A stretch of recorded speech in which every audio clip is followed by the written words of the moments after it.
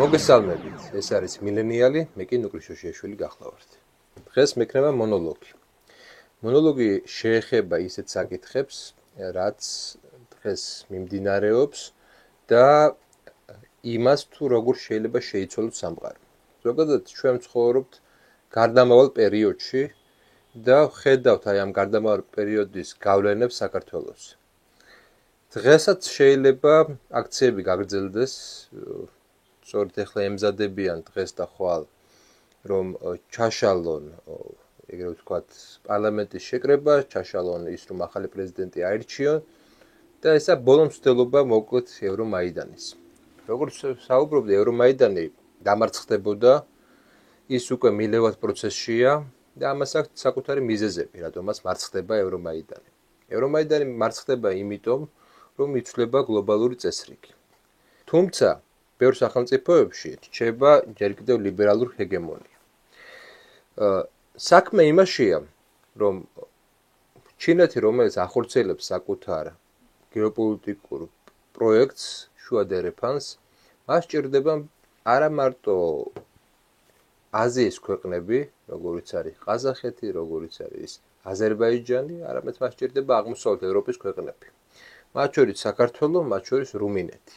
რუმინეთში მოხდა საოცარი რაღაცა, რუმინეთში გაიმარჯვა პრეზიდენტობის კანდიდატმა პირველივე ტურში კალენ ჯორჯესკუმ და იმის მიუხედავად, რომ მან გაიმარჯვა,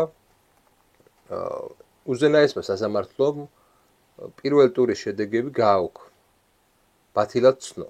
ესეთი რაღაცა არ მოხდარა აქამდე, ესეთი რაღაცა უბრალოდ არის იმის გამოვლინება, თუ როგორ აღარ შეუულიათ მასებზე ზემოქმედება ლიბერალურ ელიტებს. ლიბერალური ტექნოკრატები, რომლებიც გამოზარდეს და ეს ტექნოკრატები როგორი პრინციპით გამოზარდეს, კლუბური პრინციპი იყო, რაც ნიშნავს იმას, რომ სხვადასხვა უნივერსიტეტში ნასწავლი გამოზრდილი ადამიანები არიან, ხშირ შემთხვევაში პრესტიჟულ უნივერსიტეტებში ნასწავლები, რომლებსაც ჰქონდათ განცდა, რომ სწორედ ისინი წარმოადგენდნენ დემოკრატიას, მათთვის უნდა ხორციელდებოდეს დემოკრატია, მათ შექმნეს მთელი რიგი ბიუროკრატიული აპარატები ევროკავშირში, რომელიც არ გამოხატავდა ევროპელი მოსახლეობის ინტერესებს, მათ ხშირ შემთხვევაში არავინ არ ირჩევდა, გარდა ერთმანეთისა და ისინი გამოხატავდნენ მხოლოდ და მხოლოდ აი ამ ტექნოკრატ კლასის ინტერესებს. მაგრამ როგორც კი კრიზისი დადგა უკრაინის ომით, ნათელი გახდა, რომ მსგავს ტექნოკრატებს არ შეუულიათ იმ გამოწვევების წინააღმდეგ ბრძოლა, რაც არის დღეს ევროპისთვის საერთოდ მნიშვნელოვანი. ევროპაში დღეს არის კრიზისი, Volkswagen-ი გავიდა გერმანიიდან, გადის ბევრი ინდუსტრია ტოვებს ევროპის კონტინენტს.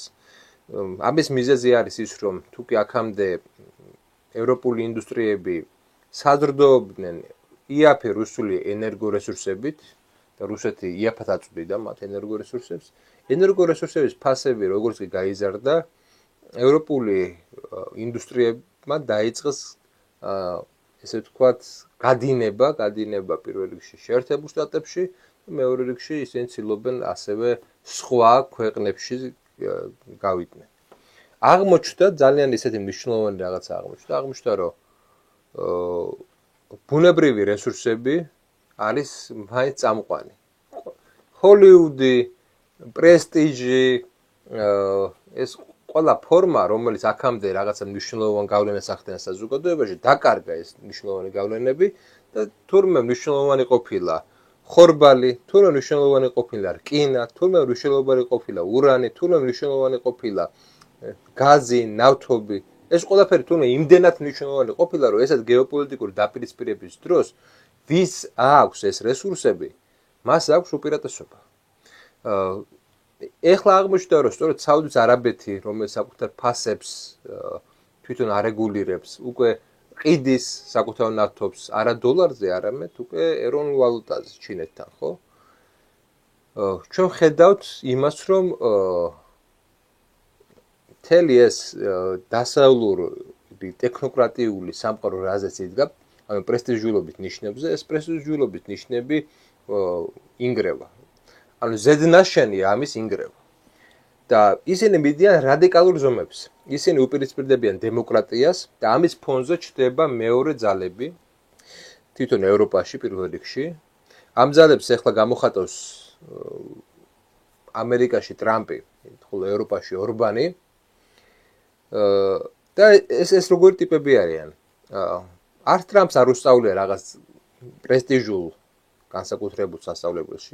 ეს არ იყო ადამიანი კლუბიდან, ეს იყო ადამიანი, რომელიც პირიქით ითვლებოდა მდიდრად, მაგრამ არ იყო აი ამ დიდი კლუბის წევრი და ამის მიუხედავად მან შემოიკრიბა ის ადამიანები გვერდზე, რომლებსაც შეუძლიათ მთელი რიგი სფეროებში წარმატების მიღწევა. მაგალითად, ტრამპის გვერდზე არის ილონ მასკი, ტრამპის გვერდზე არიან ის ადამიანები, რომლებიც ამ კლუბს არ მიეკუთვნოდნენ.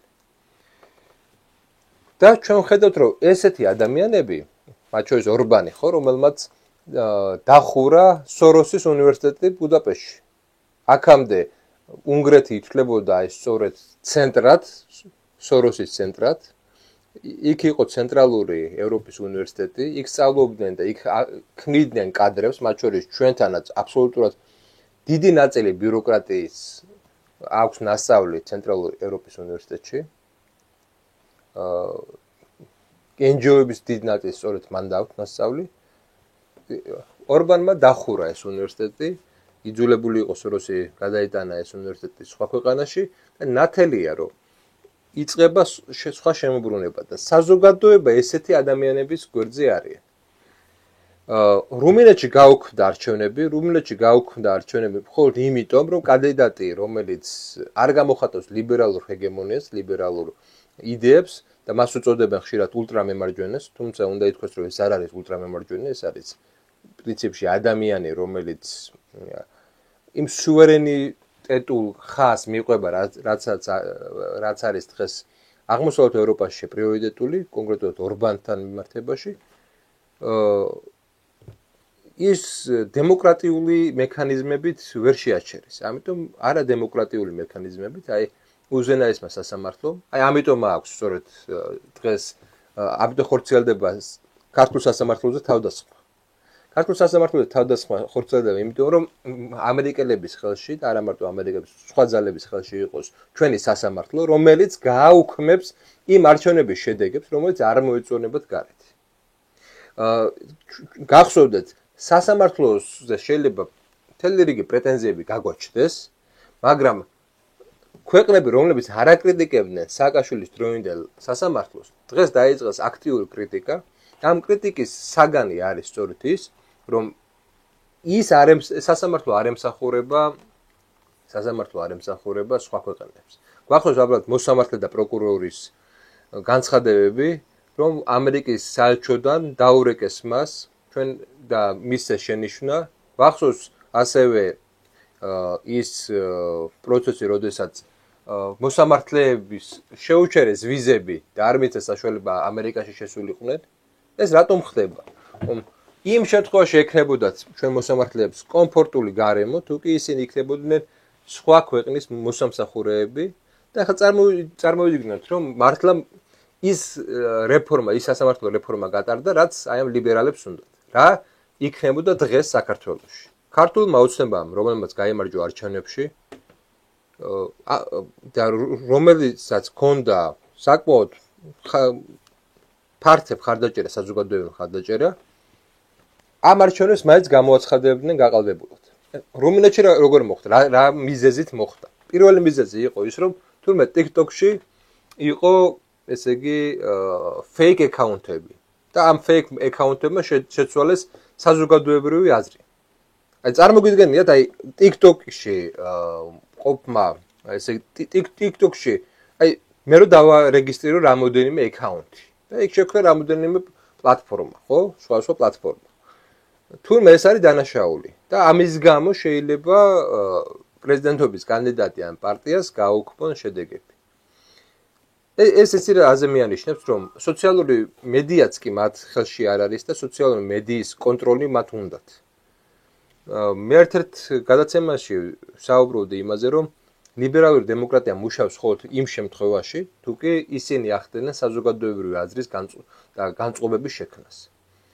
და თუ კი მათ ხელშია ეს ინსტიტუტები საზოგადოებრივი აზრის შექმნის. დღეს ჩვენ ხედავთ, რომ მაგალითად TikTok-ზე ისინი ვერ ახდენენ, იმიტომ ჩინური არის TikTok-ი, ისინი ვერ ახდენენ კონტროლს. ამიტომ შეერთებულ შტატებში აკრძალული აქვს TikTok-ი, რო იცოდეთ. საქართველოში საბედნიეროდ არ არის აკრძალული და სწორედ ის არის ერთ-ერთი პლატფორმა, საიდანაც ხორციელდება გარკვეულწილად კრიტიკული აზრი, ფიქსირდება ლიბერალურ ჰეგემონიის წინააღმდეგ კრიტიკული აზრი. ჩვენ ხედავთ ასე რომ Facebook-ზე უამრავ ფაქტ-ჩეკერებს და სხვა ესეთ ორგანიზაციებს, რომლებიც უბრალოდ შლიან არა ჰეგემონურ აზრის, ლიბერალურ ჰეგემონურ აზრის საწინააღმდეგო გარკვეულწილად მოსაზრებებს ან პლატფორმებს. უბრალოდ შლიან, აი ეს უნდათ და შლიან ყოველგვარი არგუმენტის გარეშე.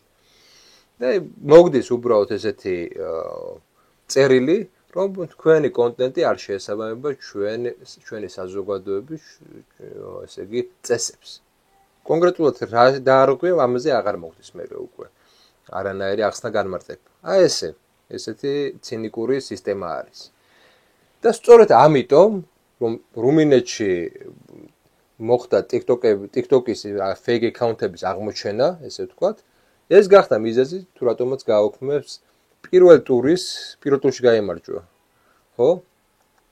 ჯორჯესკომ პირველ ტურის გააუქმების მიზეზი.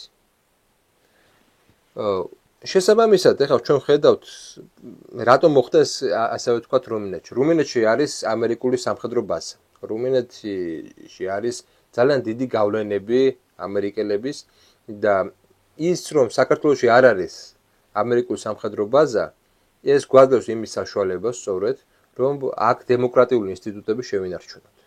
აქ არჩევნებს კონდეს აზრი, აქ კონდეს არჩევნებს აზრი, რომ ის გამოხატავდეს საზოგადოებრივ განწყობებს და არა ჰეგემონურ აზრის რაღაცა პრიმატს. მეორე ხა მნიშვნელოვანი მოვლენა არის ის, რომ ჩვენ ხედავთ აი ამ ეგრეთ წოდებული ხელოვანების, ეგრეთ წოდებული რაღაცა სხვა პროფესიის ადამიანების გამოსვლებს, ხო? მაგრამ რატომღაც არ ხდება, აი რატომღაც არ გამოდის, ვერ საუბრობენ, ხო, სოციალურ დაბალფენებზე. არ გამოდიან ისინი აქციებზე. არ გამოდის აქციებზე ხალხი პოპულუსი. ხალხი, რომელიც ხედავს, რომ ეს აქციები მის საწინააღმდეგოდაა, რომ ეს აქციები ვერ გამოხატავენ მის სოციალურ, პოლიტიკურ, კულტურულ ინტერესებს. არ გამოდის ხალხი, იმიტომ რომ აქციებზე ხდება მათი იდენტობის, მათი რელიგიური და ეროვნული იდენტობის შეურაცხყოფელი რაღაც ესე ვთქვათ იდგმება, შეურაცხყოფელი სცენები იდგება, სხვა განცხადებები კეთდება.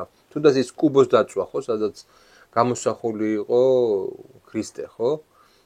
ესაც ერთ-ერთი ნაწილია იმისა, ბევრი ამბობს, რომ ეს არაკანონიკური, რა მნიშვნელობა აქვს? აი, მოდი ესე ვთქვათ, მე თქვენ რომ მაგალითად ისლამურ საზოგადოებაში უბრალოდ ფურცლზე დაწეროთ, რომ ის ყველა მუსულმანისთვის ძვირფასი სიტყვა, რაც არის, რომ არა არის ღმერთი გარდა ალლაჰისა და მისი მოციქულისა მუჰამედისა და ეს რომ დაწვათ თქვენ უბრალოდ იქნებით ცოცხალი ვერ გადმოხვალთ, მაგრამ ეს აღიქმება როგორც რელიგიური შეურაცხყოფა.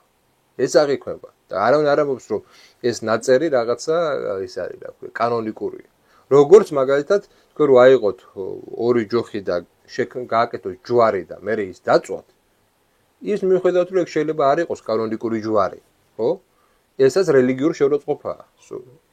და ამას არანაირი მნიშვნელობა არ აქვს იმ მომენტისთვის, ესე იგი ეს კანონიკურია თუ არა კანონიკური. აქედან გამომდინარე, ისინი ვერ გრძნობენ, აი ეს ლიბერალები ზოგადად ვერ გრძნობენ ეროვნულ და რელიგიურ გრძნობელობას, აი ვერ გრძნობენ, რომ სხვა ადამიანებს ესენით გააჩნიათ და მათ გონიათ, რომ რაც მათთვის არის მნიშვნელოვანი, ყოველთვის ეს უნდა იყოს მნიშვნელოვანი. და მინდა დავარწმუნო ისინი, რომ მხოლოდ მათი ბაბლებისთვის არის ეს მნიშვნელოვანი და არა საზოგადოებისთვის. მე უბრალოდ გაჩვენებთ იმ სცენარებს, სადაც ლიბერალები არიან ძლიერები, რა ხდება იქ? იქ დემოკრატიული ინსტიტუტები მოშლილია, იქ სხვადასხვა ინსტიტუტებით იქნება ეს სასამართლო, იქნება ეს NGO, იქნება ეს პრესა. თლიანად მათ ხელში არის და ახდენენ ყველანაირ დემოკრატიული ინიციატივების უგულებელყოფას და ყველაზე მნიშვნელოვანი მომენტი.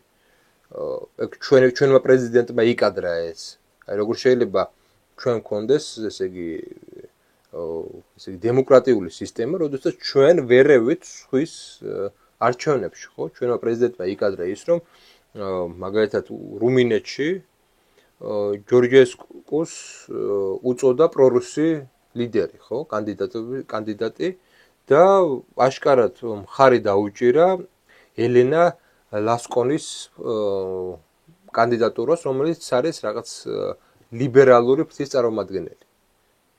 ეს ხო ყველაზე არადიპლომატიური საქციელია. ეს ხო თვითონ ზურაბიშვილს კარად უნდა ესმოდეს როგორც ყოფილ დიპლომატს, ხო? ეს ხო ძალიან კარად უნდა ესმოდეს.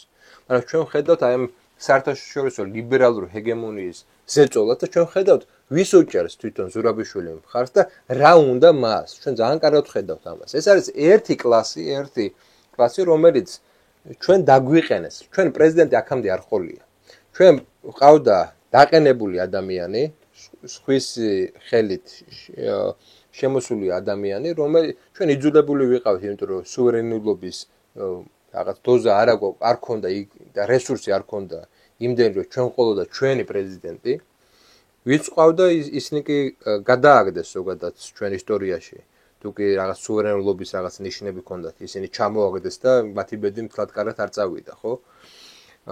მაგრამ არ ყოლია ესეთი პრეზიდენტი, რომელსაც ექნებოდა რაღაც შიდა ლეგიტიმაცია. ჩვენ ყავდა ყოველთვის პრეზიდენტი, დანიშნული პრეზიდენტი, რომელიც ახორციელებდა მათ ინტერესებს, რომელიც ქმნიდა კრიზისებს, პოლიტიკურ კრიზისებს. გავიხსენოთ გიორგი მარგველაშვილი, რომელიც ქმნიდა კრიზისებს იმით, რომ ვეტოს ადებდა სხვადასხვა კანონს, ხო? მაგით გამოიჩინა საკუთარი მართლობა, ესე ვთქვათ, ხო? პრეზიდენტობის პერიოდში. მეტი არაფერი არ უკეთებია და ყავს მეორე პრეზიდენტი, სალომე ზურაბიშვილი, რომელიც უბრალოდ პოლიტიკურ კრიზისს ქმნის და ის არა თუ არა გამაერთიანებელი, არამედ კრიზისების შემქმნელი პრეზიდენტია, ხო?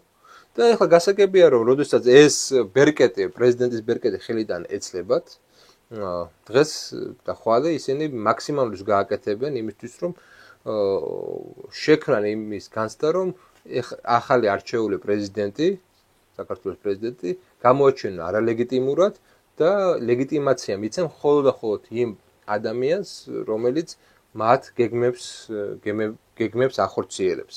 იმის მიუხედავად, რომ ის პარტიები, რომლებიც ახლა დაუჭერენ მხარს სალომე ზურაბიშვილს, რამოდენიმე წლის წინ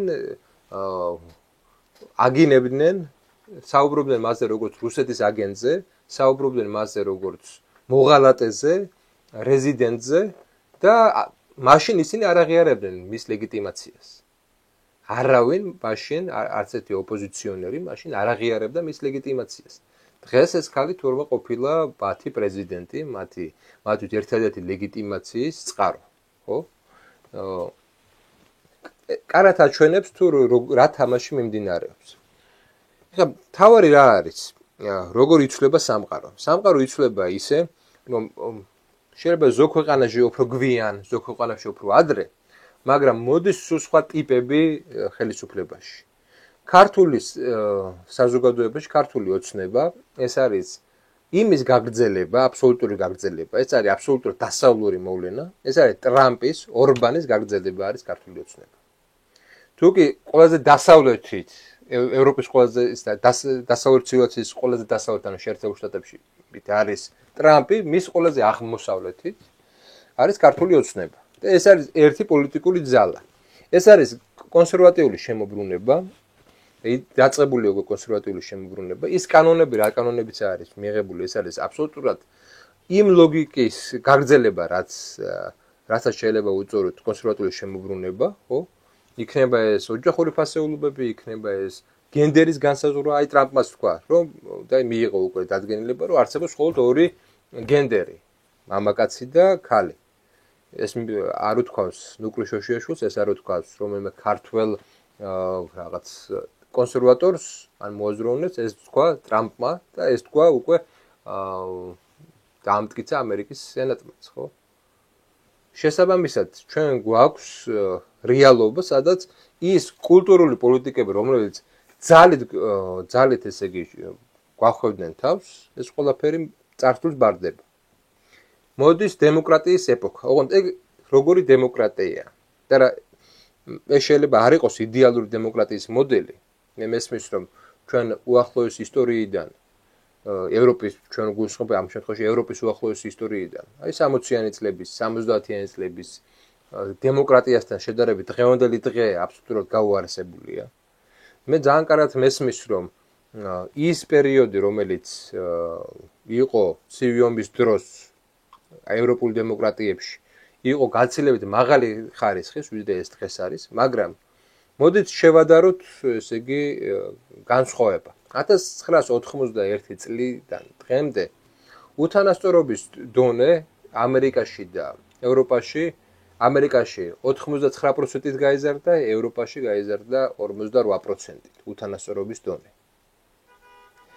საზოგადოება გახდა გაცილებით უთანასწორო, ვიდრე იყო ეგ 60-იან, 70-იან წლებში. პოლიტიკური ინსტიტუტები გარდაიქმნა, პოლიტიკურმა ინსტიტუტებმა დაკარგეს, ესე ვთქვათ, სახალხოობის განცდა, მაგალითად ამერიკულ სენატში მიღებულ კანონების მხოლოდ 10%-ის შესახებ, უბრალოდ უფრო ნაკლებია ეს, მაგრამ აი მაქსიმალური რაოდენობა იყო 10%. მხოლოდ 10%-ის შესახებ იცის საზოგადოება, დანარჩენი 90% საზოგადოების აბსოლუტურად უცნობია და გაუგებარი კანონებია. რაც აჩვენებს, რომ ესე იგი სენატი მუშაობს არა საზოგადოებაზე, არამედ მუშაობს რაღაც ელიტას. გასაგებია ეს. კორპორაციებს, კორპოროკრატიას უწოდებენ ხშირ შემთხვევაში ესეთ სისტემას. საზოგადოების როლი უფრო და უფრო, ესე იგი, მცირდებოდა. და ეხლა რაც ხდება ტრამპთან მიმართებაში, ეს არის ამოხეთქვა იმ ძალის, რომელიც აქამდე გაჩვენებული იყო, ხო? აქამდე მდუმარე იყო. ამიტომ უწოდებენ მდუმარე უმრავლესობას. აქედან გამომდინარე, დღევანდელი დემოკრატიები იქნება აგებული შემდეგ პრინციპზე. დღევანდელი დემოკრატიები იქნება არა იმდენად თანასწორობის პრინციპებზე აგებული, არამედ იქნება იმ პრინციპზე აგებული, რომელიც ორიენტირებული ამ ტექნოკრატიის გადაჭარბებული მადისა და გადაჭარბებული გავლენების შეზღუდვაზე. და ამ შეზღუდვას მოახერხებს მხოლოდ ისეთი ძლიერი ლიდერები. მოახერხებენ მხოლოდ ისეთი ქარიზმატული ძლიერი ლიდერები, როგორც ორბანია, როგორც ტრამპია, როგორც ესეთი კაშკაშა ვარსკვლავები არის ევროპული პოლიტიკის, ხო? რომლებიც მოდიან უკვე ხელისუფლებაში, ისინი მოახერხებენ ამ ტექნოკრატიის მადისა და გავლენების შეზღუდვას. მათ უწოდებენ ხშირად პოპულისტებს და მართლაც ჩვენ თუ ავიღებთ ამ სიტყვის ეტიმოლოგიას, ანუ ხალხოსნების ნიშნავს, აი პოპულისტი ქართულად თუ თარგმნილ ნიშნავს ხალხოსანს. ხო, პოპულოს ეს არის ხალხი და პოპულისტი ანუ ხალხოსანი. ხალხოსანი ლიდერების ეპოქა დგება. ხალხოსანი ლიდერები და ეს ლიდერები რას გრძნობენ? რას ხედავენ? რომ ხალხს არ უნდა რომ მათზე ახორციელებდნენ კულტურულ ექსპერიმენტებს. არ უნდათ რომ კულტურულ ექსპერიმენტებს ახორციელებდნენ. ხალხს უნდა ძალიან მარტივი რაღაცა, მას უნდა საკუთარი იდენტობის დაცვა და მას უნდა გარანტიები მიიღოს, რომ ის არ იქნება ლაბორატორიული ვირთხა, რომელზეც ტექნოკრატები განახორციელებენ რაღაც ექსპერიმენტებს, ეს ერთი და მეორე, ხალხს უნდა ძალიან ისეთი რამ, რომ აი ესეთმა ქარიზმატულმა ლიდერმა უსახო ბიუროკრატია ჩაანაცვლოს და ეს ქარიზმატული ლიდერები გამოხატავდნენ სახალხო იდეებს და სახალხო მოთხოვნებს. და ამ ესე იგი ლიდერების საშუალებით ხალხმა დაიბრუნა საკუთარი ძალაუფლება. ანუ დემოკრატია ახლა ხორციელდება სწორედ აი ესეთი პოპულისტების ხელით და ტექნოკრატების ხელით. ამიტომ დღევანდელი დემოკრატიის პროექტი დაკავშირებული არა ტექნოკრატებთან, არამედ სწორედ ესეთ ხალხოსან პოპულისტ ლიდერებთან.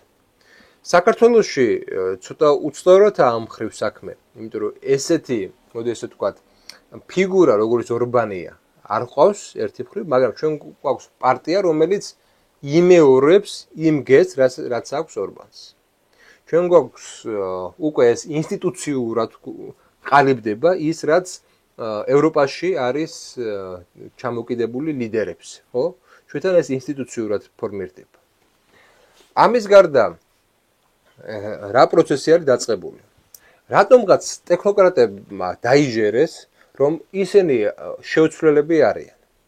ის თუ რაც ხდება ჩვენ სამინისტროებში, როდესაც ზოგიერთი განცხადებას წერს წასვლაზე და პროტესტის ნიშნად მიდის, ზოგიერთი წერილს წერს და გამოთქვას საკუთარ მოსაზრებას და ხედავთ, ვინ ვისკენ არის, ძალიან კარგად გამოჩნდა, რომ გადამწყვეტ და პოლიტიკის შექმნელ პოზიციებზე არის ის ხალხი საქართველოში, რომელიც ანტიდემოკრატიულია თავისი არცით და მიეკუთვნება იმ კლუბს, იმ ტექნოკრატიულ კლუბს, რომელიც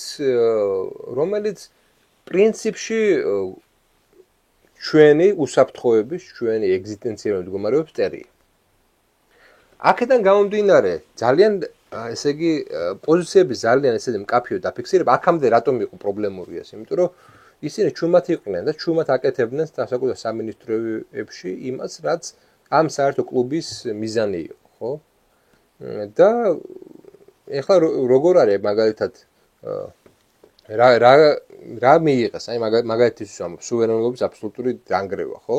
აი მაგალითად ეხლა მე ვარ დოქტორანტი და მიიღეს ესეთი წესი, რომ ჩვენ გვჭირდება უცხოელი, არა მარტო ქართული, არამედ უცხოელი, ესე იგი, მეცნიერის დასკვნაც. ანუ ეს იცით რას ნიშნავს, რომ შენ ამბობ, რომ ჩემი უნივერსიტეტების, ჩემი კადრების, ჩემი სამეცნიერო კადრების კვალიფიკაციას მე არ ვენდობი, თუმცა მე გავცემ, სამინისტრო ვარ და მე გავცემ და ერთი ხელით ვაღიარებ, რომ მათ აქვთ კვალიფიკაცია და მეორე ხელით არ ვენდობი მაგ კვალიფიკაციას. აი წარმოგიდგენთ სამინისტრო ამას რო აკეთებს, როგორი კოლონიალური ლოგიკაა, ხო? და არგუმენტი რომ აი რატომ ვაკეთებთ ამას და როგორ შეიძლება, რატომ უნდა იყოს აქ მაინც და მაინც უცხოელი და სახელმწიფო გრანტებში ექსპერტები რატომ უნდა იყვნენ უცხოელები? პასუხი იცი რა არის? აბა ქართველებს ვენდობითო?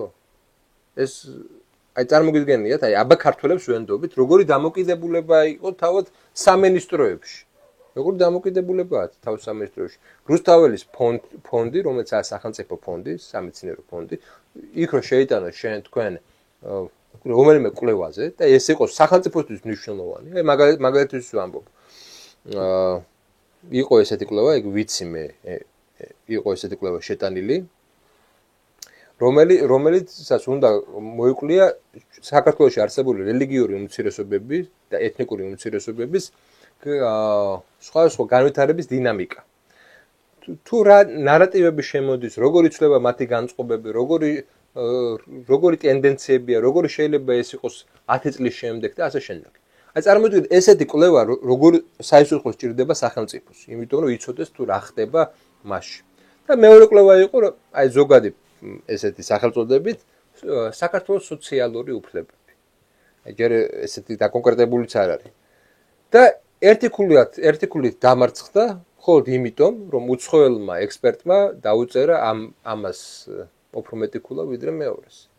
და სახელმწიფო ამ შემთხვევაში სახელმწიფო გრანტია, ეს არ არის კერძო რაღაც ორგანიზაციის გრანტი, ან საერთაშორისო რაღაც ორგანიზაციის გრანტი. და სახელმწიფოს გრანტი.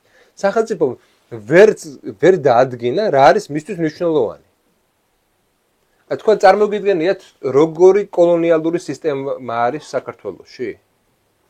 და აქედან გამომდინარე, ეს ინსტიტუტები, ეს კადრები რას აკეთებდნენ? ხარს უჭერდნენ იმას, რომ სახელმწიფოს არ ქონოდა საკუთარი სუვერენული პოლიტიკა.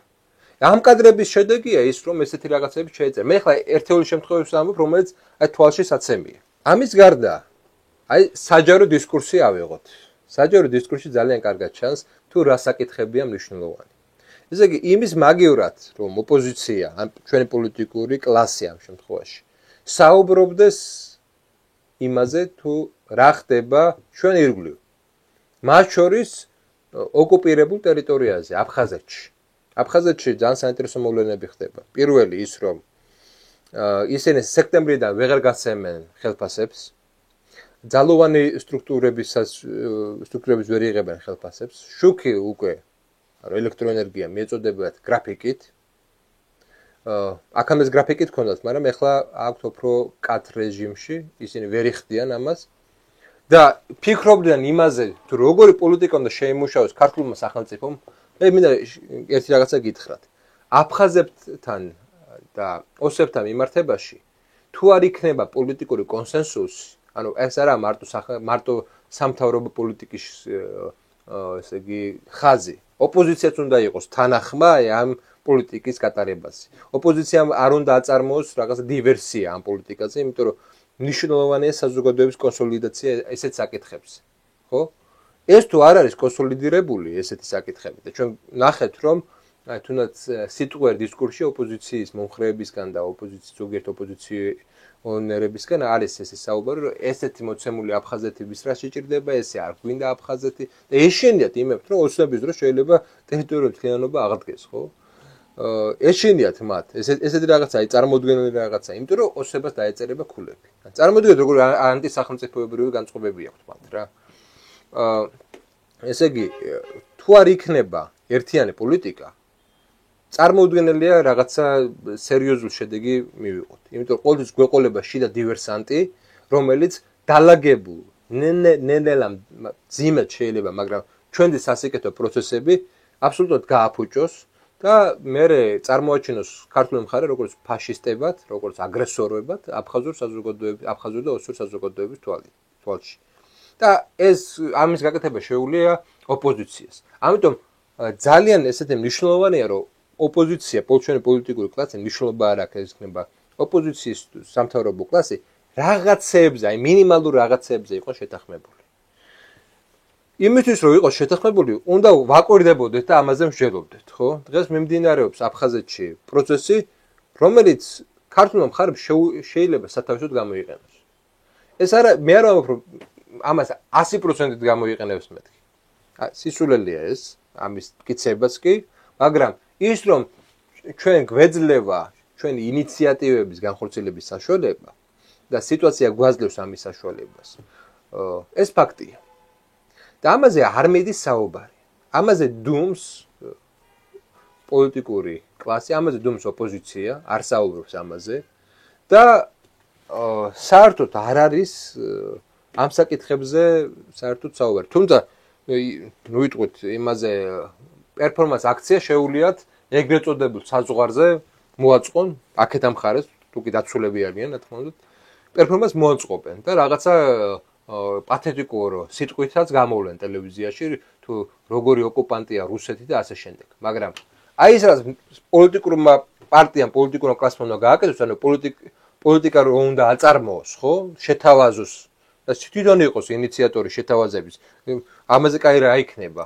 თუ კი ოპოზიციიდან წამოვა ის დადებითი ინიციატივები აფხაზეთთან მიმართებაში, ამას არ აკეთებენ. ანუ მათი მთელი რიტორიკა არის აგებული არა იმაზე, რომ რეალურად რაღაც სახელმწიფოს არგონ, არამედ იმაზე, რომ ეს ყველა ესეთი საკითხი გამოიყენონ შიდა არეულობისთვის და მაიდნისთვის.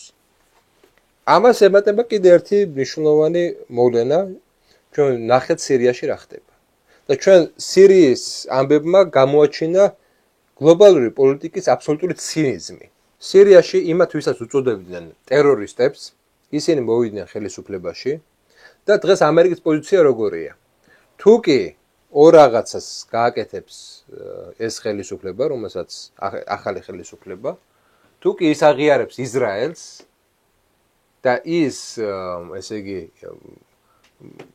ამერიკულ ინტერესებს გაატარებს, ამერიკა მზად არის რომ აღიაროს ეს ხელისუფლება და ამოიღოს ტერორისტების სიიდან ეს რეჟიმი. ანუ ნახეთ, როგორი ვაჭრობა პრინციპებისგან გაცლილი პოლიტიკა. აი აბსოლუტურად არავის არ აინტერესებს შენი პრინციპები. ამიტომ არავის არ აინტერესებს ის, რომ შენ დემოკრატიის კუთხით უფრო წინა ხარ, ვიდრე მოლდოვა და უკრაინა. რომ შენთან განსხვავებული აზრი ფიქსირდება, რომ შენთან სხვადასხვა მიმართულებით ტექნოლოგიური იქნება, ინფრასტრუქტურული იქნება, დემოკრატიული ინსტიტუტების კუთხით, სახელმწიფო ინსტიტუტების კუთხით გაცილებით წინა ხარ და გაცილებით მეც იმსახურებ ვიდრე მოლდოვა და უკრაინა.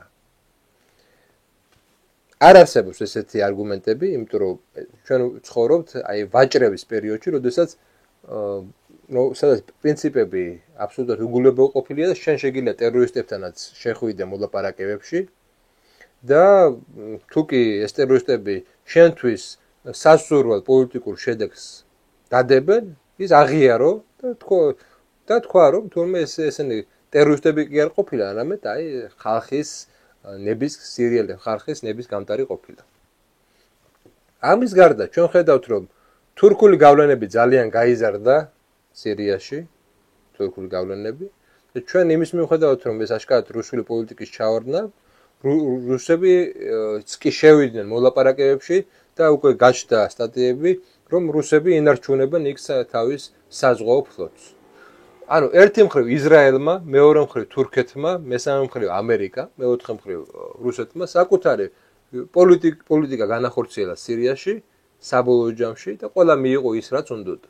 სირიელ ხალხს სირიელ ხალხს დანგრეული ქალაქები, სირიელ ხალხს უამრავი ემიგრანტი, განსაკუთრებით განათლებული ემიგრანტები, ექიმები, დოქტორები, სხვა პროფესიის მქონე ადამიანები ყველა ემიგრაციაშია წასული. ანუ ამ სამოქალაქო ომის შედეგად იმის გარდა რომ მოსულიყვნენ ტერორისტები არაფერი არ მიიღო, ესე იგი სირიამ. ამას ემატება ის რომ ამაზე მსჯელობა არ მედის. ანუ ჩვენ არ ვსჯელობთ იმაზე თუ როგორ ახორციელებს სხვადასხვა ჩვენი მეზობლები მათ შორის და არა მარტო მეზობლები, არამედ ის ვისი იმედიც იმ გამოსულებს აქვთ, როგორ ახორციელებენ საკუთარ პოლიტიკას და როგორ არის დაცლილი ეს ყველაფერი იდეალებისგან და როგორ უნდა იბრძოლოს შენი ინტერესებისთვის და როგორ არ უნდა დაუთმო მას. ამაზე არ მედის საუბარი, სპეციალურად არ მედის საუბარი, იმიტომ რომ თუ კი ამაზე წავა საუბარი, ჩვენ ნათლად გავიგებთ და იმ რაღაცა ვარდისფერ სათვალეებს მოვიხსნით, სადაც აი დასავლეთი კეთილები არიან და სხვა დანარჩენი ბოროტები არიან. თურმე ესე არ ყოფილა, თურმე ყველა საკუთარი ინტერესით მოქმედებს და ძალის დომინაცია და ვაჭრების ლოგიკა ყოფილა, ესე იგი გაბატონებული. და აქედან გამომდინარე, ჩვენთან არის ძალიან ესეთი საზიზღარი დისკურსია, რომელიც ორიენტირებულია არა ქვეყნის სახელმწიფოს განვითარებაზე, არამედ ორიენტირებულია აი ახალ ევრომაიდნების ხელოვნურად შექმნაზე. აი ეს დისკურსები, რასაც ოპოზიცია გვთავაზობს, გარდა იმისა, რომ ევრომაიდნების შექმნან, ხო? რას ემსახურება? ის არ ემსახურება სახელმწიფოს განვითარებას. ის არ ემსახურება დემოკრატიული ინსტიტუტების განვითარებას. ის არ ემსახურება რაციონალიზმის განვითარებას, რომ ჩვენ რაღაცა უფრო პრაგმატულები გავხდეთ. პირიქით, ანტიპრაგმატულია მთლიანად, ანტირეალისტურია, ანუ რეალიზმს აბსოლუტურად უარყოფს და ისეთ სურათს გვიხატავს სამყაროს, რომელიც არ არის, სამყარო ეგეთი არ არის, როგორც სურათს გვიხატავს. და იმაზე პასუხს ვერ გვცემენ, ვინ იქნება საქართველოს უსაფრთხოების გარანტია იმ შემთხვევაში, თუ კი საქართველოს შეუერთდება იმ საქციებს, რასაც დღეს ოპოზიცია მოითხოვს. აი მამუკა ხაზარაძეს ლელოს ეწერას ზოგადად პროგრამაში, რომ მათი გამარჯვების შემთხვევაში ისინი შეუერთდებოდნენ სანქციებს რუსეთის წინააღმდეგ. ვინა უსაფრთხოების გარანტი? მითხრათ, ვინ არის უსაფრთხოების გარანტი? არ აქვთ ამაზე პასუხი, არ შემოდიან დისკუსიაში და ვიღებთ იმას, რასაც ვიღებთ, ხო? აი ამ აბსოლუტურად idiotor უშინაარსო პროცესს, რომელიც დამარცხებისთვისაა განწირული. ეს გამარჯვებისთვის გამარჯვებული იქნებოდა ორ შემთხვევაში. პირველი, სასამართლო რომ მათ ხელში იყოს, მეორე აქ რო იყოს უცხო ქვეყნის სამხედრო ბაზა, რომლითაც ზეწოლას მოახდენენ ადგილობრივ ხელისუფლებებზე და ინსტიტუტებზე და სახელმწიფო ინსტიტუტები იძულებული იქნებოდნენ ამ ზეწოლას დათანხმებულიყვნენ, ხო? არ არსებობს ესეთი რამ საქართველოში, კიდევ კარგი რომ არ არსებობს და ამიტომ ჩვენ უნდა დავიცვათ სწორედ აი ის რაღაცა მცირე სუვერენიტეტი, რომელიც აი ამ პერიოდში მოვიპოვეთ. ჩვენ მოვიპოვეთ მნიშვნელოვანი რამ. ჩვენ მოვიპოვეთ ის, რომ თურმე გარედან მაიდანის მუხარების მიუხედავად ჩვენ შეგვიძლია ჩვენი დამოუკიდებელი პოლიტიკის გატარება. თურმე იმის მიუხედავად, რომ გვაშინებდნენ რუსეთით, ხო? რომ ჩვენ თუ გავათ აი რუსეთი შემოვა. ჩვენ შემოვიყვანეთ ჩინელები და განახორციელებთ პროექტი, რომელზეც რუსებიც კი იძულებული არიან დათანხმდნენ, იძულებული არიან კვლავ იმეორებ, იმიტომ რომ ეს გზა რუსეთს გვერდსულის. რუსეთი დამოკიდებულია ჩინეთს. და ნიშნულოვანი მომენტი. ჩვენ თვალწინ ის დისკურსული აპარატი ინგრევა, რაც წლების განმავლობაში შეიქმნა. ფორმულა იხურება. მთავარ არხში კრიზისია. თურმე ნიკა გვარამიას 88,500 ქონია ხელფასი. ესეთი მაღალი ხელფასი არ ვიცი, მე მგონი საქართველოში არავის არ აქვს. და ეს დისკურსული ცენტრები ესეთი აღარ მუშაობენ.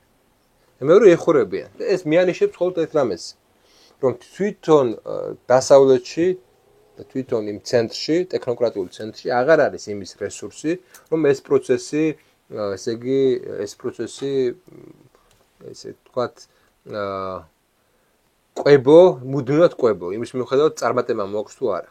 და მეორე კიდე ერთი მნიშვნელოვანი მომენტია, რატომაც ვერ მოხდება ეს რევოლუცია, ჩვენ ხედავთ იმას, რომ თვითონ დასავლურ ელიტებში არის ჩავარდნა. უამრავ სტატიას თუ გაეცდობით, თქვენ ნახავთ, რომ ისინი უკმაყოფილოები არიან ქართული ხალხით. ქართული ხალხი ვერ მიიღო ევროპული ღირებულებები თურმე.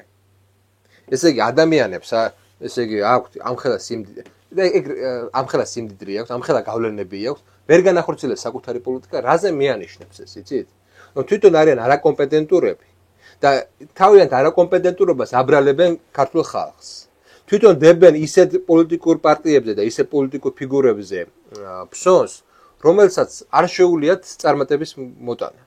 და იმისთვის რომ გაამართლონ დასავლეთში საკუთარი წარუმატებლობა, ხო? ისინი აბრალებენ ქართულ ხალხს. და ეს არის სწორედ აი ამ სისტემური ჩავარდნის ნიშნები. მათ აქვს სისტემური ჩავარდნა. ნუ გეშინიათ, ვისაც ეშინია მაიდინის და ბევრს ეშინოდა ჩემი ირგვლივ, ნუ გეშინიათ. მათ არ ჰყავთ ადამიანური რესურსი, რომ განახორციელონ ევრომაიდანი. მათ არ აქვთ ისეთი სტრატეგიული დაგეგმარების და ისეთი კადრები, სტრატეგიული დაგეგმარების აპარატი, ტექნოლოგიები უკვე აღარ აქვთ და აღარ აქვთ კადრები, რომ განახორციელონ საკუთარი ზეგავლენა, ეფექტური ზეგავლენა საქართველოს. მათ შეუძლიათ მხოლოდ აი ესე განახორციელონ და ჩვენ ხედავთ, რომ რამდენიც ცადეს იმდენჯერ დამარცხდნენ. რამდენიც ცადეს იმდენჯერ უფრო სუსტები გამოვიდნენ ისინი. რამდენიც ცადეს უფრო და უფრო სუსტება მათი გავლენები. და ეხლა ჩვენ ვიღებთ იმას, რომ ამ ესა ბოლო კრიზისი, სადაც NGO არის ესეთი წამყვანი ძალა. ჩვენ ხედავთ, რომ თუ კი აქამდე როგორ იყო აგებული, რომ შენ თუ ამ NGO-სთან დაახლოებული იყავი, შენ გზა გეხსნებოდა სამინისტროებში. შენ გზა გეხსნებოდა, ესე იგი, მედია საშუალებებში. შენ გზა გეხსნებოდა გრანტებზე, შენ გზა გეხსნებოდა უცხოეთში, შენ გზა გეხსნებოდა ყველანაირი ელიტარულ დაწესებულებებში. და ეს იყო ისეთი ტრამპლინი შენთვის, რომ შენ დამოკიდებული იყავ, ამიტომ გეშინოდა შენ იმისა, რომ არ დაებლოკე ესეთ NGO-ს. არ ყოფილიყო, ესე იგი, დაკენსელებული იყავი, ხო? გეშინოდა ამის. ეხლა როგორ არის? ეხლა ესენი რა თქმა უნდა არსად არ გაქრებიან, მაგრამ ეს იქნება ერთ-ერთი კლუბი მრავალ კლუბთან შორის. როგორც ბევრ ქვეყანაში, აი უნგრეთი აიღეთ, აი შეერთებული შტატები აიღეთ. ბევრი კლუბი ჩამოყალიბდა. და თქვენ თუ განსხვავებული მოსაზრების ადამიანი ხართ, აი ახლა უკვე სახელმწიფო იწყებს გრანტების გაცემას, იანვრიდან იწყებს სახელმწიფო გრანტების გაცემას, ანუ პირველად სახელმწიფო მიხვდა ამ წლების განმავლობაში, რომ იმისთვის რომ შენ NGO-ები არ იყოს აგენტოკრატია და NGO-ება შეასრულოს ის როლი, რაც უნდა შეასრულოს, სახელმწიფომ უნდა დაეხმაროს მათ, შეიქმნას ეროვნული NGO-ები, რომლებიც შენ ქვეყნის ეროვნულ ინტერესებს გაატარებენ და არა სხვა ქვეყნის ეროვნულ ინტერესებს. იანვრიდან ეს სახელმწიფო იწყებს ესე იგი არასამთავრობო ორგანიზაციების დაფინანსებას და გარწმუნოთ შეიქმნება არასამთავრობო ორგანიზაციები, რომლებიც იქნებიან უკვე სხვა პრინციპზე აწყობილი და თქვენ შეგეძლებათ უკვე აღარ იყო დამოკიდებული აი ამ ბაბლებზე და ამ რაღაცა NGO-ებს. თქვენ გექნებათ სხვა, ესე იგი, რეალიზაციის სხვა საშუალებებიც. ესეთი მონოპოლიზირებული საშუალება, რეალიზაციის საშუალება, როგორც NGO-ს ჰქონდა აქამდე, იყო ძალიან უსამართლო და ძალიან ტოტალიტარული. ამიტომ ეშინოდათ ადამიანებს, ხო? ამიტომ ვერ აფიქსირებდნენ საკუთარ მოსაზრებებს. ეხლა უკვე ეგრე აღარ იქნება. კიდე ასევე მნიშვნელოვანი პროცესია ის, რომ ეს აუცილებლად უნდა გაგრძელდეს დაწმენდა სამინისტროებიდან, დაწმენდა CIP-ებიდან იმ ხალხის, რომელიც შიდა დივერსიას ახდენს. იმ ხალხის, რომელიც გიწერს, რომ იმისთვის რომ შენ რაღაცა კვალიფიკაცია მოგანიჭო, უცხოელი ყოფილა საჭირო. ან კოლონიალური რაღაც მექანიზმი შენი სამინისტროებიდან უნდა გაქრეს. და შენ უნდა მიიღო რაღაც სუვერენობის დიდი ნიშანი. რაც საბოლოოდ დროთა განმავლობაში საქართველოს აყარებებს იმდენად სუვერენულ სახელმწიფოდ, მე არ მჯერა ისეთი სუვერენობის, ეგეთ სუვერენული არავიზე იყოს დამოკიდებული, შეერთებული შტატებიც არ არის. ყველა ვიღაცაზე არის დამოკიდებული, მაგრამ ჩვენ ვიღებთ იმდენ სუვერენულობას, რომ რაღაცეები, მნიშვნელოვანი რაღაცეები, ჩვენთვის მნიშვნელოვანი რაღაცეები ადგილზე გადაწყდეს. და ამას ვახდენთ ჩვენ სწორედ აი ამ მაიდნების პროცესის შედეგად. მოდი ესე ვთქვათ, მათი ესეთი მაიდნების მუდმივი გამეორება იყო თვითდესტრუქციული და ავნებდა მარტო მათ პოზიციებს. მათი პოზიციები შესუსტებულია სამინისტროებში, მათი პოზიციები უკვე შესუსტებულია მედიაში, ფორმულა იხურება. მათი პოზიციები შესუსტებულია საზოგადოებრივი აზრის ჩამოყალიბების ბაზე, ვერ ხერხდება მათი პერფორმანს აქციებით საზოგადოებრივი აზრის ჩამოყალიბება. მათი გავლენები შესუსტებულია სასამართლოზე, მათი გავლენები შესუსტებულია სახელმწიფო მნიშვნელოვან საისუსლო აპარატებზე. რჩება რა თქმა უნდა განათლების სამინისტრო, სადაც მათ გავლენები აქვს, რჩება კიდე საუნივერსიტეტო სივრცეს, სადაც მას გავლენები აქვს, მაგრამ მე მჯერა რომ ნელ-ნელა სწორედ მოხდება ამ სივრცეების ესე ვთქვათ განთავისუფლება. საბოლოოდ ჩვენ ვიღებთ სურათს, სადაც საქართველო ხდება უფრო მეტად სუვერენული, საქართველო ხდება იმ ტრენდში, სადაც აღმოსავლეთ ევროპის ქვეყნებმა, ორბანის მსგავსი ტიპებმა და ესეთმა ხელისუფლებებმა ერთმანეთში უნდა ითანამშრომლონ, შექმნან ახალი ევროპა იქნება ჩვენ თვალწინ. ის ძველი ტექნოკრატიული ევროპა მე არ ვიტყვი რომ ახლა წარსულში ბარდება, რა თქმა უნდა ისე დარჩება რაღაცა ფორმით, მაგრამ ესეთი დომინანტური აღარ იქნება. ხო ხედავთ 5 წლის წინ მარგინალური ძალები, პოლიტიკური ძალები დღეს 25%-ია. 25%-ით არიან წარმოჩენილი ევროპარლამენტში. ეს ამ მზარდი ტენდენცია. გერმანიაში უკვე საშიშროება არის იმის, რომ მემარჯვენეები მოვიდნენ ხელისუფლებაში, ან თუ ხელისუფლებაში არა დიდი გავლენები მოიპოვონ.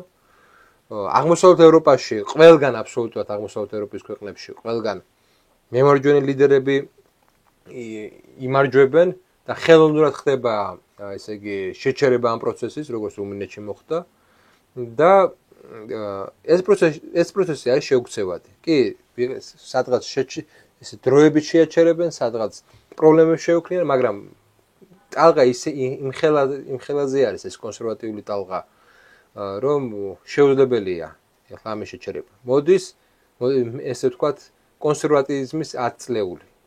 შემდეგი 10 წელი ეს არის კონსერვატიზმის აღზევების 10 წლეული.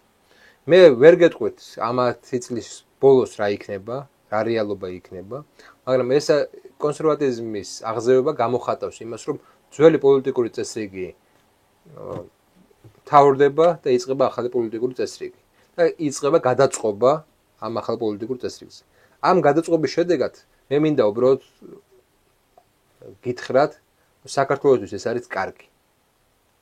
კი, ბევრს ეშინია.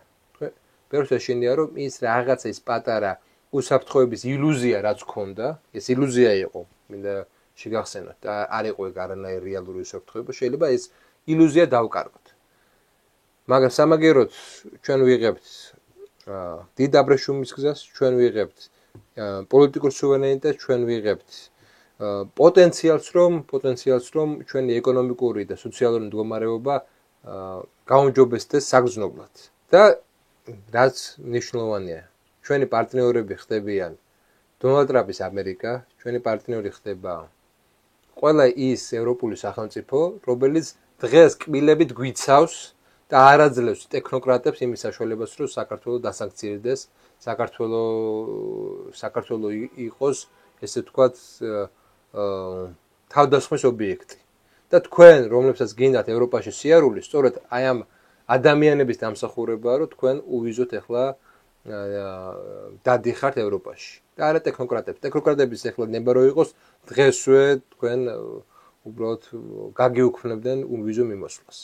აქედან გამომდინარე, ჩვენ ვიძენთ ძლიერ მეგობრებს, აღმავალ ძალას, ძლიერ მეგობრების აღმავალ ძალას და ჩვენ ხვდებით ერთიანი სისტემის ნაწილი, სადაც მთავარი პრინციპი იქნება ტრადიცია, სუვერენიტეტი და საერთო ინტერესი, საერთო გეოპოლიტიკური ინტერესი. ამ პერიოდში იწყება ესეთი შტაბეჭდილება მაქვს და ჯერა ამის, რომ იწყება საქართველოს გარკვეულწილად პერიოდი, აი ესეთი პერიოდი ქონდა ჩვენ სწორედ ახალი წელთაღრიცხვით მესამე ფარსმანქველის დროს. იწყება ფარსმანქველის ეპოქა საქართველოში, სადაც ჩვენნაირ ქვეყნებს შეიძლება ლავირება ორ დიდ იმპერიას შორის. მადლობა ყურადღებისთვის, მოვა შეხვედრამდე.